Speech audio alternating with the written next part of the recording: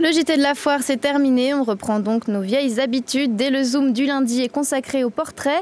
Aujourd'hui, je vous propose de découvrir une activité insolite, le stunt, un sport encore méconnu, mais qui va faire du bruit.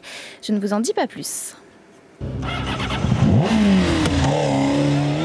Vrombissement de moteur, crissement de pneus, burn et wheeling, bienvenue dans le monde des stunters, un sport mécanique arrivé tout droit des États-Unis qui ravit les amateurs de grosses cylindrées.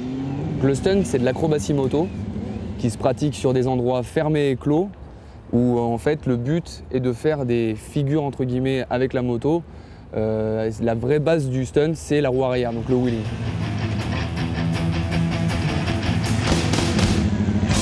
Debout, assis sur le guidon, les jambes écartées, les positions sont plutôt périlleuses et demandent une grande maîtrise de la moto. Erwan conduit des deux roues depuis plus d'une dizaine d'années.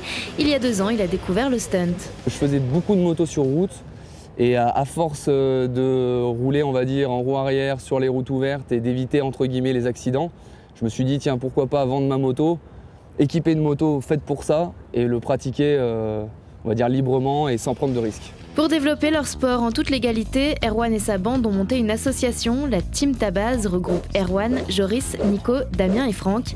Ils viennent régulièrement sur le parking d'Alpexpo pour s'entraîner et dès l'arrivée des beaux jours, ils font des représentations. On fait un peu des shows, donc ça commence à arriver. On est sponsorisé par un magasin, donc pour qui on a fait une représentation il y a 3 semaines. On a également monté un engin spécial, donc la machine à burn, où là on a fixé une moto sur une remorque pour pouvoir faire découvrir le burn aux personnes qui ne veulent pas le faire ou même qui ne savent pas faire avec une moto.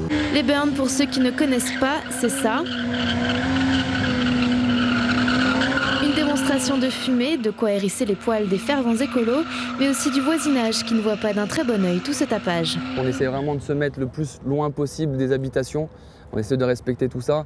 On a un petit peu de remontrance, la police qui passe nous voir pour nous demander un petit peu ce qu'on fait et pourquoi on fait ça. Donc la plupart des policiers comprennent quand ils nous voient faire ce que c'est et ils sont plutôt cléments là-dessus. Il faut dire que la Team Tabaz veut montrer l'exemple en respectant les règles, casques, protection et équipements mécaniques spécifiques à ces cascades, des équipements indispensables pour pratiquer ce sport en toute sécurité. C'est un sport qui ne plaît donc pas à tout le monde. Le parking est un lieu d'entraînement pour les auto-écoles également. Suite aux plaintes des habitants, cet été, la mairie a décidé d'installer un portail à l'entrée du parking côté sud, sans efficacité pour l'instant.